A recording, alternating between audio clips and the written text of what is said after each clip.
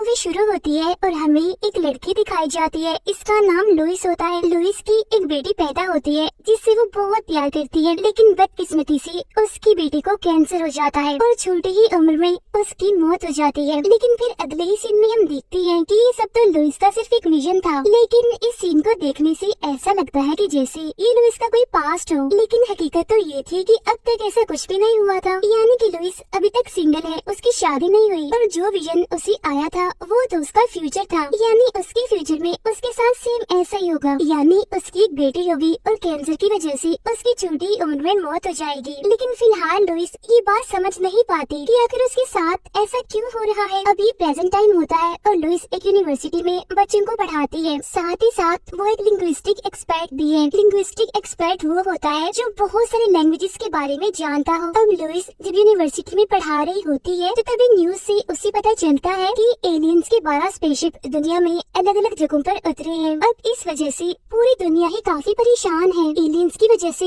हर तरफ अफरा तफरी मची हुई है, क्योंकि एलियन स्पेसशिप यहाँ पर आ तो गए हैं लेकिन उनमें किसी भी किस्म की कोई भी हरकत नहीं हो रही, जिसकी वजह से दुनिया की सारी कंट्रीज को डाउट होने लगता है। यानी उन कंट्रीज को जहाँ जहाँ ये एलियन स्पेसशिप आए हैं, हर कोई यही सोच रहा है, हर किसी का एक ही सवाल है कि आखिर ये एलियंस जमीन पर क्यों आए हैं, इनका क्या मकसद है। और अगर उनका जमीन पर आने का मकसद इंसानों को मारना, उनको खत्म करना होता तो वो जरूर कोई न कोई हरकत करते या फिर अटैक करते, लेकिन अभी तक उन्होंने कुछ नहीं किया। यहाँ तक कि उनकी जो स्पेसशिप है वो पूरी तरह से जमीन पर लैंड भी नहीं हुए, यानी जमीन में और उन स्पेसशिप में थोड़ा बहुत गैप है, यानी कि वो हवा में ही स्टेबल हो गई है। फिर हम लुइस को देखते हैं जो कि यूनिवर्सिटी से अपने घर वापस आ जाती है और वो टीवी पर यही वाली न्यूज देख रही होती है, यानी एलियंस वाली। नेक्स्ट डे जब वो दोबारा से यूनिवर्सिटी जाती है तो वो देखती है कि आज यूनिवर्सिटी में कोई भी नहीं आया, पूरी की पूरी यूनिवर्सिटी खाली है, क्योंकि यूएस की गवर्नमेंट ने हर जगह पर लॉकडाउन लगा दिया है। इसलिए लुइस वहीं पर ही अपने ऑफिस में ही बैठ जाती है और जब वो वहाँ पर बैठी होती है तो आर्मी के कर्नल उससे मिलने आते हैं और वो उन एलियंस के साथ बातचीत करने के बारे में ही लुइस से बात करने के लिए आए थे। असल में 2 साल पहले भी लुइस ने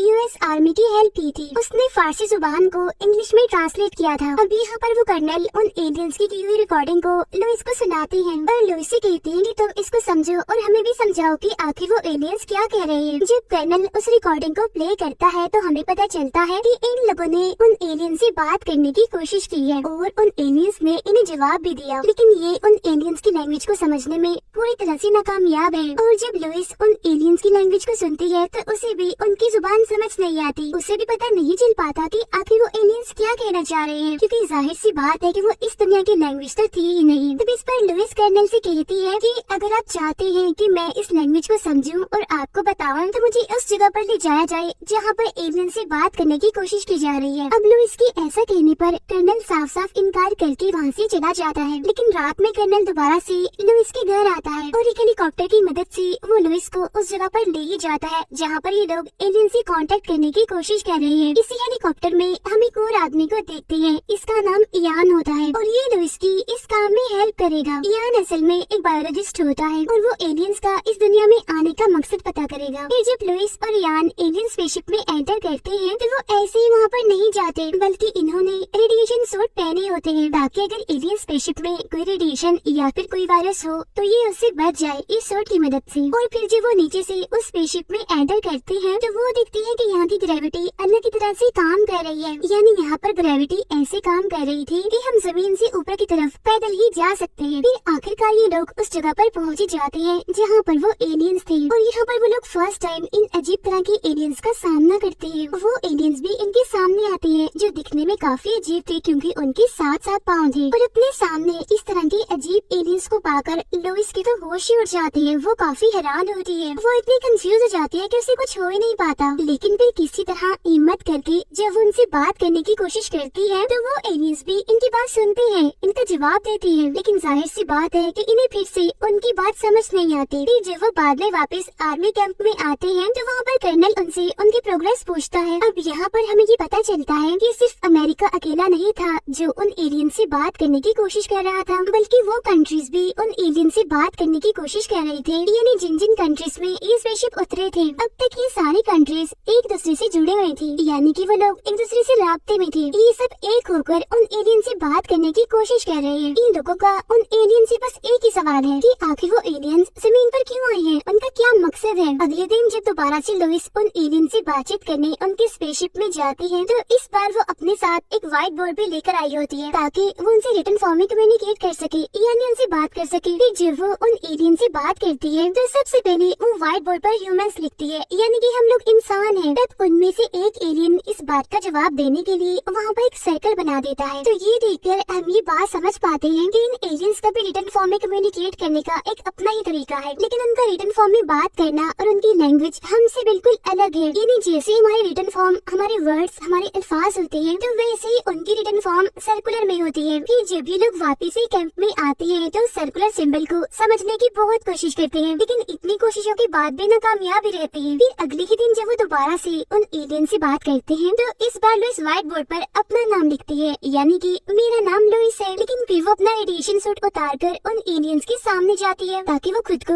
उन एलियंस को दिखा सके। जब वो उन्हें अपना नाम लिखकर दिखाती है तो वो एलियंस भी अपना नाम अपनी लैंग्वेज में लिखकर इनको दिखाती है। अब लुइस की ऐसा करते ही इयान भी अपना सूट उतार देता है, वो भी व्हाइट बोर्ड पर अपना नाम लिखकर उन एलियंस को दिखाता है। तो वो एलियंस दोबारा से इन्हें अपना नाम बताते हैं और ये नाम भी उनकी लैंग्वेज में सर्कुलर पैटर्न में ही होता है, लेकिन इन्हें फिर से उनकी लैंग्वेज समझ नहीं आती कि आखिर इनके क्या नाम है। तो इयान उन दोनों एलियंस को अपनी ही मर्जी का नाम दे देता है, लेकिन अब क्योंकि उन एलियंस के 7 पाँव होते हैं, इसीलिए ये अपनी आसानी के लिए उनका कोई अलग ही नाम रख देते हैं। फिर जब भी वो वहाँ से वापस आर्मी कैंप में आते हैं तो इनका चेकअप किया जाता है, क्योंकि आज इन्होंने अपना रेडिएशन सूट उतार दिया था, इसलिए चेकअप में पता चलता है कि उन दोनों को कुछ भी नहीं हुआ, वो बिल्कुल सेफ है, वो नॉर्मल है। यानी ना तो वो किसी रेडिएशन का शिकार है और ना ही उन्हें किसी वायरस का खतरा है। यानी इस तरह से यहाँ पर ये बात कंफर्म हो जाती है कि वो एलियन स्पेसशिप बिल्कुल सेफ है, वहाँ पर कोई बैक्टीरिया, कोई वायरस, कोई रेडिएशन नहीं है। अब ऐसे करते करते वो लोग रोजाना उन एलियंस के स्पेसशिप में जाते हैं 1 महीने तक, और उनकी लैंग्वेज को बार बार समझने की कोशिश की जाती है। अब 1 महीने के बाद ये रिजल्ट सामने आता है कि लुइस उनकी लैंग्वेज को समझने में काफी हद तक कामयाब है, लेकिन लुइस को हमेशा ही वो विजन परेशान करता रहता है जो कि इसी मूवी के स्टार्ट में आया था। ये जब उसकी बेटी कैंसर से मर गई थी, लुइस को तो ये सब कुछ उसका ड्रीम ही लगता है। लुइस यहाँ पर उनकी लैंग्वेज को समझने के साथ साथ उनकी रिटन फॉर्म को भी डिकोड करने में काफी हद तक कामयाब रहती है। और अब वो टाइम आ जाता है जब ये लोग अपना सबसे मेन क्वेश्चन उन एलियन से पूछेंगे, यानी कि उन एलियंस का जमीन पर आने का मकसद क्या है। अगले दिन जब लुइस उनसे ये सवाल करती है तो वो जवाब में फिर से एक सर्कुलर पैटर्न बना देते हैं, जिसे डिकोड करने पर लुइस को ये पता चलता है कि वो एलियंस कह रहे हैं यूज्ड वेपन। अब लुइस को यहाँ पर लगने लगता है कि शायद उसे उस सर्कुलर पैटर्न को समझने में गलती हुई है, या फिर एलियंस की लैंग्वेज में वेपन का कुछ और ही मतलब हो। लेकिन उधर कर्नल को ये लगता है कि जैसे वो एलियंस ये चाहते हैं कि हम उनके साथ जंग करें और वो एलियंस हमें मार दे, लेकिन लुइस का अभी भी यही मानना था कि शायद मुझसे कोई गलती हो गई है उस सर्कुलर पैटर्न को समझने में। कि जब बाकी कंट्रीज को ये बात पता चलती है कि उन एलियंस ने वेपन्स को यूज करने के लिए कहा है, तो हर तरफ डर और खौफ फैल जाता है और सबको लगने लगता है कि अब वो एलियंस इन पर लाजमी हमला करेंगे। और अब तक जो सारे कंट्रीज एक दूसरे से कांटेक्ट में थे, यानी जो एक होकर अपना काम कर रहे थे, वो अब एक एक करके अपने ही तौर पर एलियन से निपटना चाहते हैं। सबसे पहले चाइना सारी कंट्रीज से अपना ताल्लुक तोड़ लेता है और अपने तौर पर एलियंस पर हमला करने की तैयारी करता है। अब चाइना को देखते हुए बाकी कंट्रीज भी अपना अपना ताल्लुक सबसे तोड़ लेते हैं और एलियंस के खिलाफ जंग की तैयारियां करने लगते हैं। उधर यूएस में कुछ आर्मी ऑफिसर्स एलियन स्पेसशिप में टाइम बॉम्ब लगा देते हैं, लेकिन लुइस और यान को अभी तक यही लग रहा था कि उनसे कोई भूल हो गई है उनकी लैंग्वेज को समझने में, इसीलिए वो दोबारा से एलियन से बात करने के लिए जाते हैं और यहाँ पर वो उन एलियन से उन वेपन्स का मतलब पूछते हैं जिन्हें उन्होंने यूज करने के लिए कहा था। लुइस एक सिस्टम के जरिए उन्हें की लैंग्वेज में उनसे पूछती है कि आप हमसे क्या चाहते हैं, लेकिन इस बार वो एलियंस जवाब में बहुत सारे सर्कुलर सिंबल्स बना देते हैं जिन्हें यहाँ इस वक्त तो डिकोड करना बहुत मुश्किल था, और इसलिए ये लोग पूरी तरह से नाकामयाब रहते हैं ये समझने के लिए कि आखिर एलियंस क्या कहना चाह रहे हैं। यहाँ पर दोबारा से लुइस को अपनी बेटे के विजन्स आने लगते हैं और वो इस सबसे काफी तंग आ चुकी है कि उसे बार बार एक ही विजन क्यों आ रहा है। यहीं पर हम देखते हैं कि वो एलियंस अजीब तरह की एक्टिविटीज मूव्स करने लगे हैं, क्योंकि उन्हें ये बात पता चल चुकी है कि उनके स्पेसशिप में टाइम बॉम्ब लगा हुआ है। टाइम बॉम्ब फटने में बस कुछ ही सेकंड्स बाकी थे, लेकिन इससे पहले कि बॉम्ब ब्लास्ट होता, वो एलियंस इनकी जान बचाने के लिए इन दोनों को बाहर फेंक देते हैं, जहाँ बाद में काफी बड़ा ब्लास्ट होता है। लेकिन उन एलियंस की वजह से लुइस और इयान की जान बच जाती है और बॉम्ब फटने के बाद उन एलियंस का स्पेसशिप जमीन से थोड़ा सा ऊपर चला जाता है। लेकिन अब क्योंकि वो जमीन से थोड़ा दूर हो गया था, तो इसीलिए अब इंसानों का वहाँ पर जाना बहुत ही मुश्किल था। अब क्योंकि यूएस आर्मी ने ये बॉम्ब लगाया था, इसीलिए अब उनको लगता है कि हमने उन एलियंस पर एक तरह का अटैक किया है, तो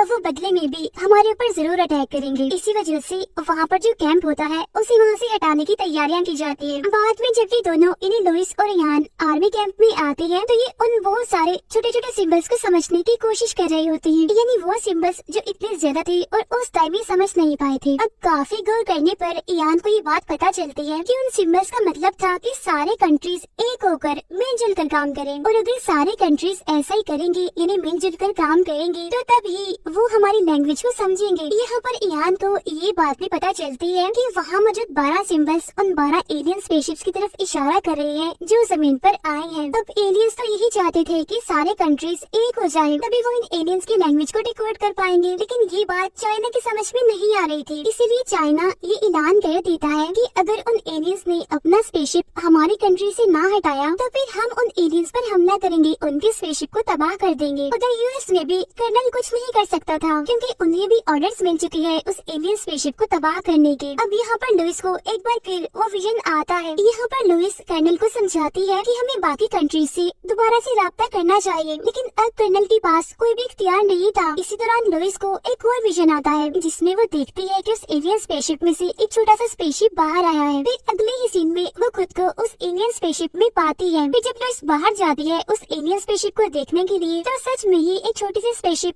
एलियन स्पेसशिप से बाहर आ रही होती है, और अब लुइस अकेली ही उस स्पेसशिप में चली जाती है। वो स्पेसशिप उसे एलियन स्पेसशिप के अंदर ले आती है। उन एलियंस पर हमला करने की, उन्हें तबाह करने की पूरी तैयारियां हो चुकी है पूरी दुनिया में। यहाँ पर लुइस जब दोबारा से एलियन से बात करती है, तो उसे पता चलता है कि उस टाइम बॉम्ब की वजह से 2 में से एक एलियन मर चुका है। अब यहाँ पर लुइस उस एलियन से पूछती है कि तुम्हारा क्या मतलब था यूज्ड वेपन कहने का, तो वो एलियन इसके जवाब में लुइस से कहता है कि यूज्ड वेपन का मतलब होता है यूज्ड गिफ्ट्स, यानी कि तुम गिफ्ट को यूज करो। और वो गिफ्ट, वो तोहफा कोई और नहीं बल्कि हमारी लैंग्वेज थी, यानी एलियंस की, यानी हमारी लैंग्वेज का हर वो वर्ड जो हम लिख रहे हैं। अब इसके बावजूद भी लुइस यहाँ पर ये बात समझ ही नहीं पाती कि आखिर वो एलियन उससे क्या कहना चाह रहा है। जब वो एलियन लुइस को कंफ्यूज देखता है, तो उससे कहता है कि आज से तकरीबन 3000 साल के बाद हमें इंसानों की मदद की जरूरत पड़ेगी, और लुइस तुम भी ऐसी इंसान हो जो इंसानों और एलियंस के बीच होने वाली जंग को रोक सकती है, क्योंकि तुम फ्यूचर देख सकती हो, ये तुम्हारे पास एक खूबी है। और बस इतना ही कहने के बाद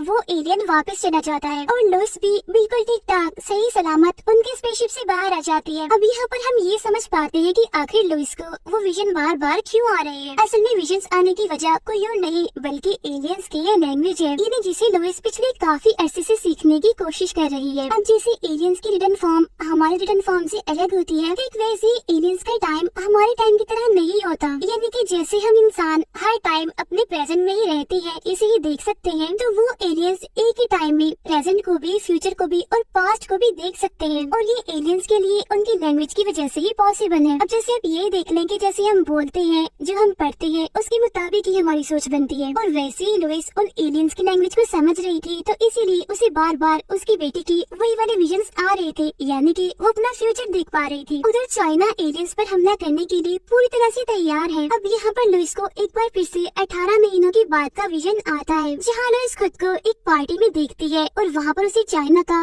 आर्मी कर्नल मिलने आता है। यहाँ पर वो लुइस का शुक्रिया अदा करता है इस बात के लिए कि तुमने मुझे मेरे पर्सनल नंबर पर कॉल की थी, और वो वर्ड्स कहे थे जो मेरी वाइफ ने अपने आखिरी टाइम में कहे थे मरने से पहले, और उन्हीं वर्ड्स ने मेरी सोच को चेंज कर दिया था। उन वर्ड्स के बाद चाइना ने अपना फैसला वापस ले लिया, यानी कि वो एलियंस पर हमला नहीं करेंगे। लेकिन यहाँ पर लुइस ये बात जानती थी कि उसने इस कर्नल को कभी भी कॉल नहीं की, क्योंकि उसके पास तो उनका पर्सनल नंबर है ही नहीं। अब यहाँ पर वो आर्मी कर्नल लुइस को उसका नंबर भी बताता है, और वो वर्ड्स भी बताता है जो कि लुइस ने उससे कहे थे चाइनीज लैंग्वेज में, और वो अल्फाज ये थे कि जंग में कोई भी विनर नहीं होता, बल्कि वो लोग अकेले रह जाते हैं जिनके प्यारे उनको छोड़कर छोड़कर चली जाती है जंग में अपनी जान देकर। और इसी मैसेज के बाद कर्नल ने अपना फैसला वापस कर लिया, यानी कि वो एलियंस पर हमला नहीं करेगा। अब लुइस का जैसे ही ये फ्यूचर वाला विजन खत्म होता है तो वो फौरन समझ जाती है कि सिर्फ एक लुइस ही है जो कि इस लड़ाई को रोक सकती है। अब क्योंकि लुइस के पास अपने विजन के जरिए चाइना के आर्मी कर्नल का नंबर भी था और उसके पास वो मैसेज भी होता है जो कि उसकी वाइफ ने मरने से पहले उसे कहा था, तो इसीलिए लुइस फोन चुराकर कर्नल को फौरन फोन करती है और उसे वो वही मैसेज कहती है। अब लुइस के ऐसा करते ही वैसे ही होता है जैसे कि उसने अपने फ्यूचर में देखा था, यानी कि चाइना अपना फैसला वापस ले लेता है, यानी कि अब वो एलियंस पर हमला नहीं करेंगे। अब चाइना के ऐसा करते ही बाकी कंट्रीज भी ऐसे ही करती है, यानी कि अब वो एलियंस पर हमला नहीं करेंगे, यानी कि अब सब कुछ नॉर्मल हो जाता है। अब ऐसा होते ही पहले तो वो एलियंस अपनी पोजीशन को चेंज करते हैं और फिर बाद में